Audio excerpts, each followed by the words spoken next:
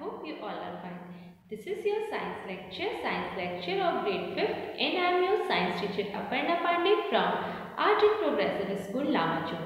So student, as you all know that we have started our chapter number 1, and the name of our chapter is Growing Plants from Seeds to Seedlings. Science chapter 1, Growing Plant from Seeds to Seedlings. In this chapter, students, we have already discussed about the things like why do all seeds not change into new plant.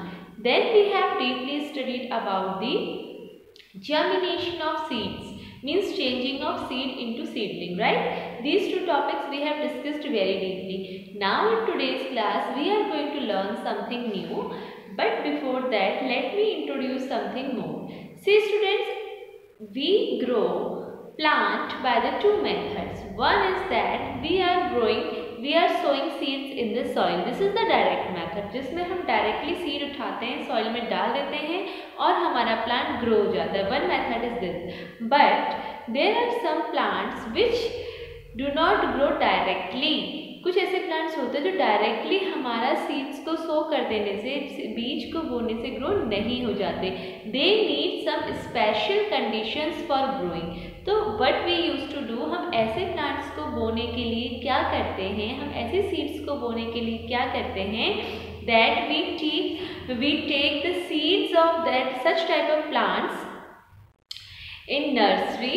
हम nursery जहाँ हम plants की अच्छी growth करते हैं, जहाँ उन्हें suitable temperature और जो भी रिक्वायरमेंट कंडीशंस होती हैं फॉर देयर ग्रोइंग वो प्रोवाइड करवाते हैं, तो उस जगह को हम नर्सरी कहते हैं. हम प्लांट्स ऐसे प्लांट्स जो हैं जो यूजुअली ऐसे ग्रो नहीं हो पाते, तो ऐसे प्लांट की सीड्स को हम नर्सरी में ग्रो करते हैं. एंड आफ्टर दैट जब वो प्लांट थोड़ा सा बड़ा हो जाता है, then we shift it to the fields. ठीक है, वहाँ जहाँ हमें वो ग्रो करना है उस जगह पे शिफ्ट कर देते हैं. तो this type of shifting is called the transplantation. Such type of shifting is called the transplantation. See, please open page number 4 of your science book. Page number 4 of your science book. Here given, the farmers make use of this knowledge that seed of crops like wheat, jowar, peas, corn are sown directly in the fields.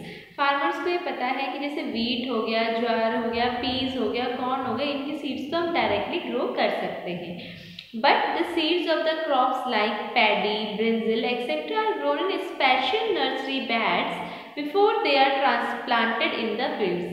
जो चीज़ मैंने आपको बताई कि कुछ ऐसे plants हैं जो हमारे डायरेक्टली ग्रो नहीं कर पाते, उन्हें कुछ स्पेशल कंडीशंस चाहिए होती है, तो वो कंडीशंस को हम पहले वो कंडीशंस प्रोवाइड हम उन्हें नर्सरी में करवाते हैं. आफ्टर दैट जब वो प्लांट ग्रो होने लगता है, then we shift that plant to the field जिसमें हमें उसे प्रॉपर ग्रो करना है. So this process of taking out young one plant और seedling from nursery beds and transferring them to a field is called the transplantation.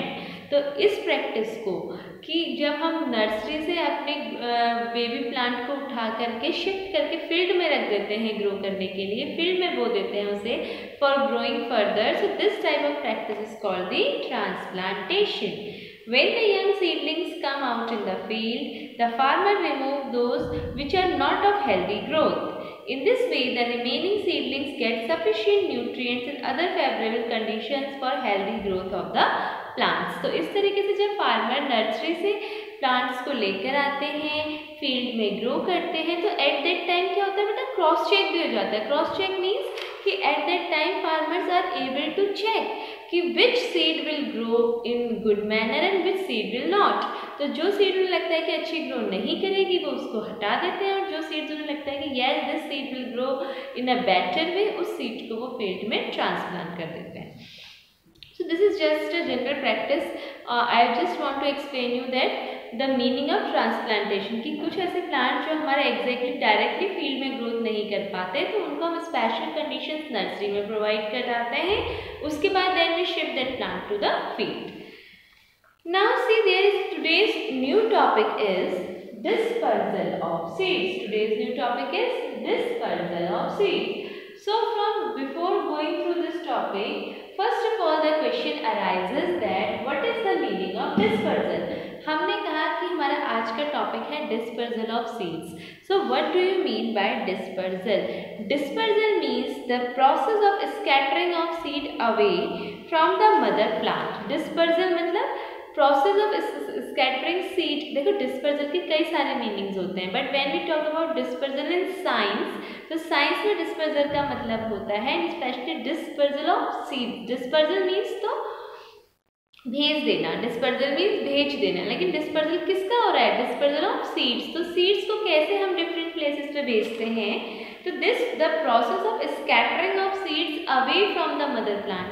Mother plant से seeds को अलग करके स्कैटर कर देना, इधर उधर फैला देने के प्रोसेस को क्या कहते हैं? डिस्पर्जल कहते हैं. The process of scattering of seed away from the mother plant is called dispersal. Dispersal of seeds occur in many ways. Okay, dispersal of seeds occur in many ways.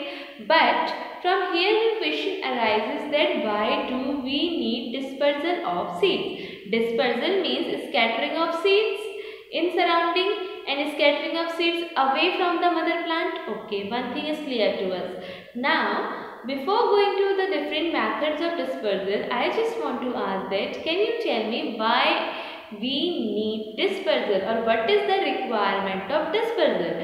Because if we are doing something, then we must know that why we are doing. So it means if plants are doing dispersal of seeds, then there is some reason, that's why they are doing. So what is that reason due to which plants have to do dispersal?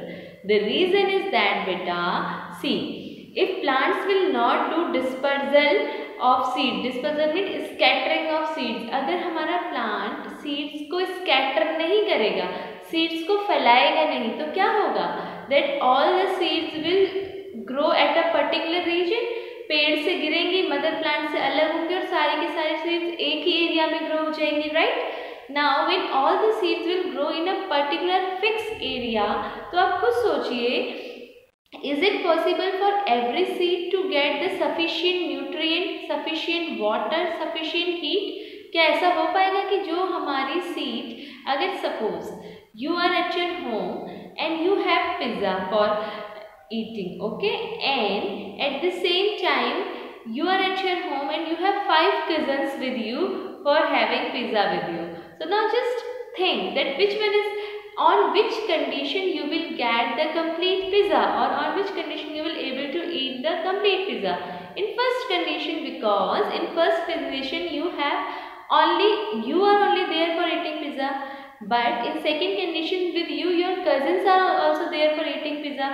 So what will happen, that the slice of pizza will be distributed between you and your cousins, but in first place all the slices are yours only. So what is this? This is the type of a distribution. अगर the same case applies for the seeds.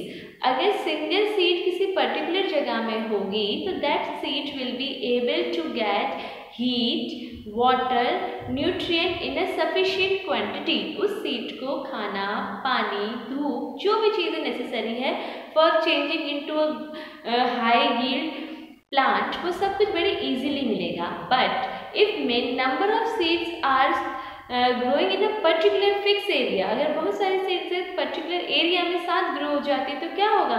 The same thing, जैसे मैंने आपको बताया कि आप और आपके cousins के बीच में distribution होगा and no one will be able to eat complete pizza properly. The same thing will happen with the seeds. अगर सारी seeds एक particular area में हो जाएंगी, then what will happen? Then the condition will arise that a particular seed will not be able to get sufficient water, sufficient heat, sufficient nutrients, sufficient soil for growth. Okay, so this is the reason that why dispersal is necessary. इसी वजह से dispersal of seed और scattering of seed is necessary. इस कारण की वजह से seeds को scatter करना बहुत ज़्यादा ज़रूरी है, वरना scattering नहीं होगी तो एक फिक्स एरिया में सारे प्लांट्स ग्रो हो जाएंगे और कोई भी प्लांट अच्छे से ग्रो नहीं कर पाएगा. अगर scattering होगी, the seeds will be dispersed into the surrounding, तो एक पर्टिकुलर एरिया में बहुत सारे प्लांट्स ग्रो नहीं होंगे और उसकी वजह से क्या होगा कि हर सीड को एक अपना सफिशिएंट फूड, सफिशिएंट वाटर सब कुछ मिल पाएगा। तो this is the reason that we need dispersal. So now how do this dispersal takes place? तो अब ये डिस्पर्जल ऑफ सीड्स होता कैसे है?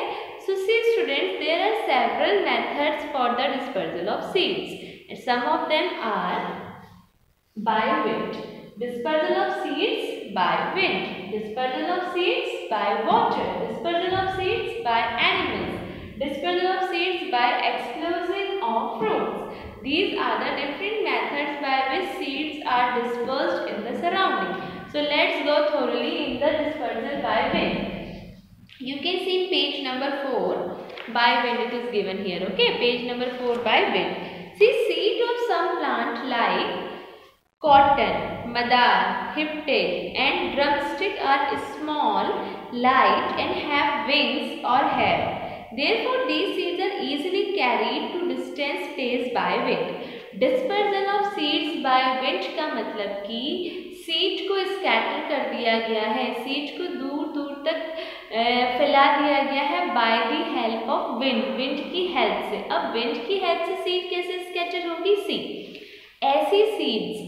ऐसी सीड्स जो बहुत ही लाइट वेटेड हैं, ऐसी सीड्स जो बहुत ही लाइट वेटेड हैं, वो विंड की हेल्प से उड़ेंगी और अलग अलग जगहों में फैल जाएंगी। सो this is the type of dispersal of seeds by wind. अब ऐसी कौन सी सीड्स होती है जो बहुत ही लाइट वेटेड होती है?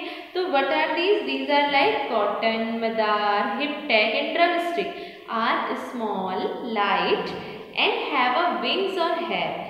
Therefore, these seeds are easily carried to distant place by the wind. And you can see the diagram of these seeds here. Okay, it is given. So, I hope now you are able to understand. Second is by water. Second is by water. So, how by the water dispersal takes place? अब कैसे water की help से कैसे seeds different places में पहुंचती है? तो सुनिए, the plants which grow along the bank of rivers means rivers के किनारे में जो प्लांट ग्रो करते हैं या सी के किनारे में जो करते हैं, they disperse their seeds by the flow of water. वो प्लांट्स देखिए, जो प्लांट रिवर के किनारे है उसमें से कभी ना कभी तो सीड गिरेगी, और जब सीड वाटर में गिरेगी तो वो वाटर के फ्लो के साथ चले जाएगी.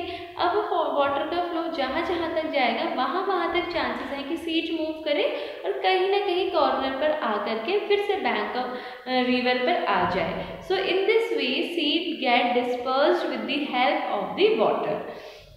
For example, the seeds of coconut have fibrous outer coating and the seeds of lotus have a spongy part so that they can easily float on water. ठीक हो गया.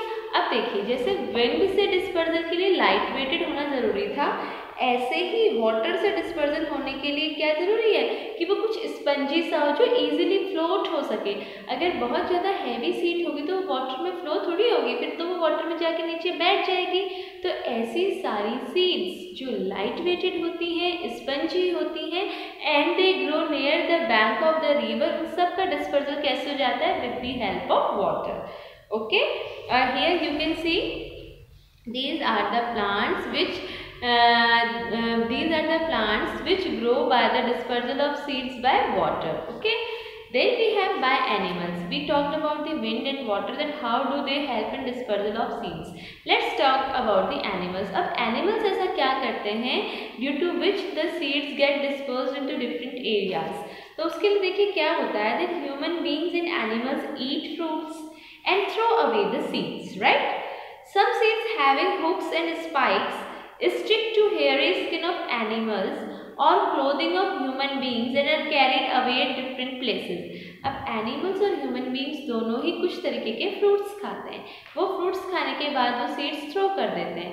अब कुछ सीड्स ऐसी होती हैं जिनमें बेटा हुक होता है या कुछ स्टिकी पोर्शन होता है, जिस वजह से वो सीड्स या तो किसी के क्लॉथ में लग जाती है या किसी एनिमल के स्किन में लग जाती है, उनकी बॉडी में लग जाती है, राइट, ह्यूमंस के कपड़ों में लग जाती है. तो ये सीड्स अब जहाँ जहाँ ह्यूमन बींग जाएंगे या जहाँ जहाँ वो पर्टिकुलर एनिमल जाएगा, देयर इज अ चांस कि वो सीड भी उनके साथ मूव करे और उनके साथ चले जाएगी. कहीं ना कहीं पे ऐसी कंडीशन है कि जब वो सीड उन ह्यूमन बींग से अलग हो जाएगी, वो एनिमल से अलग हो जाएगी.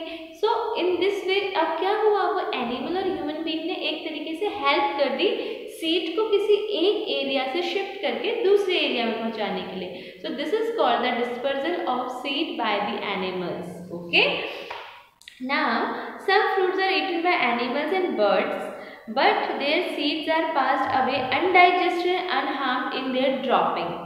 Therefore they reach at different places. अब कुछ seeds ऐसी होती हैं जो birds खा लेती हैं, कुछ fruits ऐसे होते हैं जो सिर्फ birds और animals खा लेते हैं, और वो fruits की जो seeds होती हैं वो undigested रहती हैं, वो digest नहीं होती. तो ऐसे एनिमल्स और बर्ड्स जिनने वो सीड्स खाई होंगी, वो जब अपने वेस्ट मटेरियल को बॉडी से बाहर करेंगे तो उस वेस्ट मटेरियल के साथ वो पर्टिकुलर सीड भी बाहर आएगी बॉडी से. And in this way also the animals और birds help in dispersal of seeds. Okay, now fourth part is by explosion of fruit. By explosion of fruits. तो चलिए, एक्सप्लोजन ऑफ फ्रूट से कैसे होता है. Some fruits on drying burst open और explode. अब कुछ ऐसे फ्रूट्स होते हैं जो सूखने के बाद बर्स्ट हो जाते हैं, फट जाते हैं, हमें कहेंगे ओपन हो जाते हैं. As a result they are thrown away with force in all directions. तो जिसकी वजह से वो जैसे ही वो बर्स्ट होंगे, एकदम से फूटेंगे, तो जो भी उसके अंदर की सीड्स है वो सारे डायरेक्शन में दूर दूर तक फैल जाती हैं. इन this way this is called the explosion of fruit. इसे हम क्या कहते हैं, एक्सप्लोजन ऑफ फ्रूट कहते हैं, और इस मेथड से भी हमारी सीड्स डिस्पर्स हो जाती हैं. For example the seeds of pea pod और squirting cucumber scattered due to explosion. इसका एग्जाम्पल क्या है, पी पॉड एंड कुकुम्बर जो कि स्कैटर कर देता है सीड्स को ड्यू टू दी एक्सप्लोजन. तो एक्सप्लोजन का वर्ड का मतलब आप समझते हैं फटना. तो जैसे कोई ऐसा फ्रूट जो ड्राई होने के बाद बर्स्ट हो जाता है, तो बर्स्ट होने पर इतना फोर्स लगता है कि उसके अंदर जितनी भी सीड्स हैं वो सारी सीड्स खुद ही डिफरेंट एरियाज में स्प्रेड हो जाती हैं. So students, here we have discussed about the dispersal of seeds by wind, by water, by animal, by explosion of fruits. Next topic is multiplying plants. Multiplying plant means growing of plants only. Multiplying plants means growing of plants. Multiply से हमेशा क्या होता है, कोई भी एक चीज से एक्स्ट्रा चीज आती है ना. Whenever we multiply, we get the greater number. So in same way, multiplying plant means when we grow plant. When we grow plant. Now for growing plants, we know one method, that is sowing of seeds. Plant grow करने के लिए हम सबको एक method पता है जो कि है बीज को बोना, grow sowing of seeds. But there are several other methods also by which we can do the multiplication of plants, or by which we can grow the plants. So what are these? Plants can be grow with the help of a stem. Means there is some plants are like that which do not grow just by sowing the seeds. कुछ ऐसे plants होते हैं जो directly seed को सो करने से नहीं grow होते, तो उनमें ग्रोथ कैसे होगी, फिर ऐसे प्लांट्स को रिप्रोड्यूस कैसे करवाएंगे. So these plants grow from stem by layering creeping stems underground parts. Means ये वो चीजें हैं जो हेल्प करती हैं इन प्लांट्स को ग्रो करने के लिए. तो देखते हैं फ्रॉम स्टेम. फ्रॉम स्टेम कैसे होता है, देखिए. Some plant like rose, hibiscus, money plant and sugarcane grow from stem of the old plants. तो ये plants जैसे हमारा hibiscus हो गया, rose हो गया, money plant हो गया, sugarcane हो गया, ये कैसे grow करता है, ये grow करता है अपने पुराने plant की stem से. This method is called stem cutting. इस method को हम क्या कहते हैं, stem cutting कहते हैं. Gardener grow rose by cutting small pieces of the stems during the rainy season and planting them into the soil. After a few days, the cutting grew into a new plants. अब आपने देखा होगा, सुना होगा अपने parents से कि we need cutting of rose for growing rose plant. सुना है ना कि हमें रोज़ की कटिंग चाहिए, हमें ये वाला रोज़ ग्रो करना है तो हमें इस रोज़ की कटिंग चाहिए. आपने कभी ये नहीं सुना होगा कि we need seed of rose. No, क्योंकि रोज़ की सीड से रोज़ ग्रो नहीं होता. रोज़ को ग्रो करने के लिए हमें उसकी स्टेम यूज़ करनी होती है, उसके पुराने प्लांट की स्टेम यूज़ करनी होती है. ठीक है, तो you can say some plants grow from stems. This you can see here, the picture is also given. Second is by plants grows by layering. अब layering क्या चीज़ है, Let's see. Some plants can also be grown by layering. In this method, the side branches are bent towards the ground and covered with moist soil, keeping the tip free. अब इसमें क्या होता है बेटा, layering में क्या होता है ना कि जो साइड की ब्रांच होती है, जो किनारे की टहनी होती है, वो इतनी झुक जाती है कि झुकने के बाद वो सॉइल के अंदर चली जाती है, और सॉइल के अंदर जाने के बाद सेकेंड साइड, दूसरी साइड से वहाँ से फिर न्यू प्लांट ग्रो होने लगता है. Okay.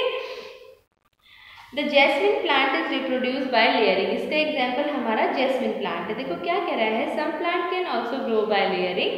In this method the side branches are bend towards the ground. किनारे वाली जो ब्रांच होती है वो इस तरीके से बैंड हो जाती है. जैसे ये आपका कोई प्लांट हो गया, इस प्लांट की ब्रांचेस है, तो जो साइड ब्रांचेस होगी ये इस तरीके से बैंड हो जाएगी, और बैंड होने के बाद ये सॉइल के अंदर चले जाएगी. ओके. बैंड होने के बाद सॉइल के अंदर चली जाएगी, और यहाँ ये क्या होगा, it is covered by the moist soil. यहाँ पे आपकी सॉइल होगी जो इस ब्रांच को क्या करेगी, कवर कर देगी, and keeping the tip free, और उसकी टिप को फ्री कर देगी. After a few days new roots develop. अब यहाँ पर से क्या होगा, कुछ दिनों बाद ऐसे करके ग्रो करेगा, यहाँ न्यू रूट्स डेवलप हो जाएंगे, यहाँ से नया प्लांट हमारा ग्रोथ ले लेगा. ठीक है, नया प्लांट हमारा ग्रोथ ले लेगा. तो the jasmine plant is reproduced by layering. The jasmine plant is reproduced by layering. Now you can say see growing of grass. Grass को कैसे ग्रो किया जाता है.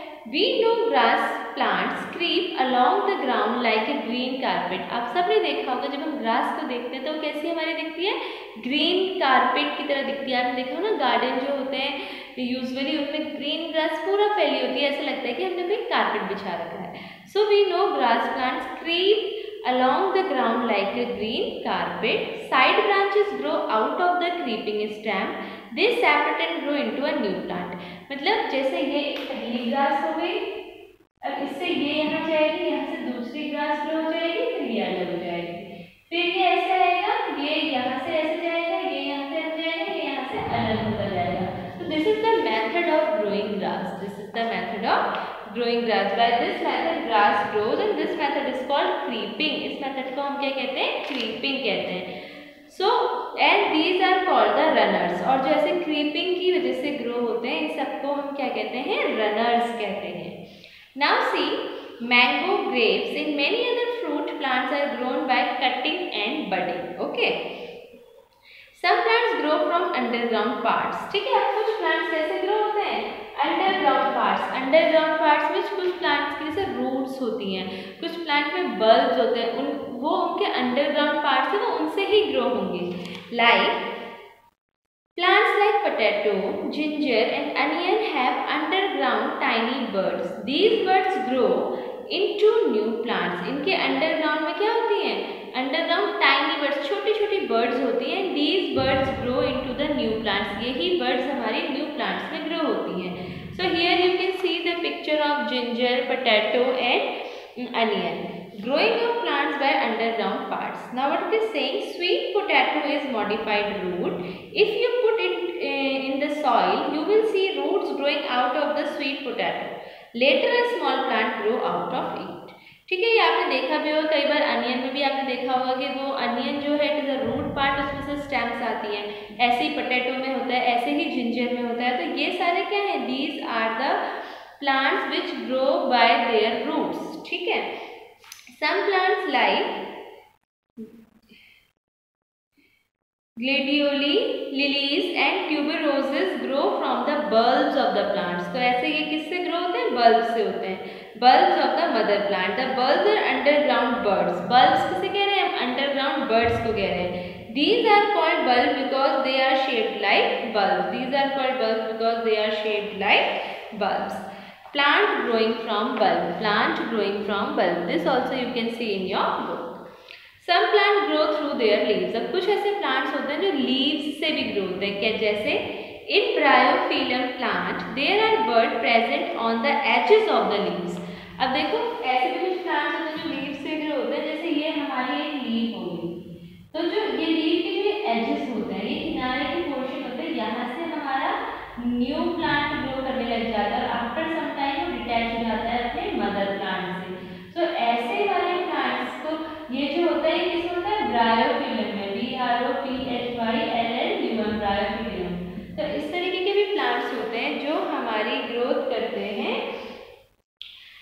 with the help of the leaves. ठीक है.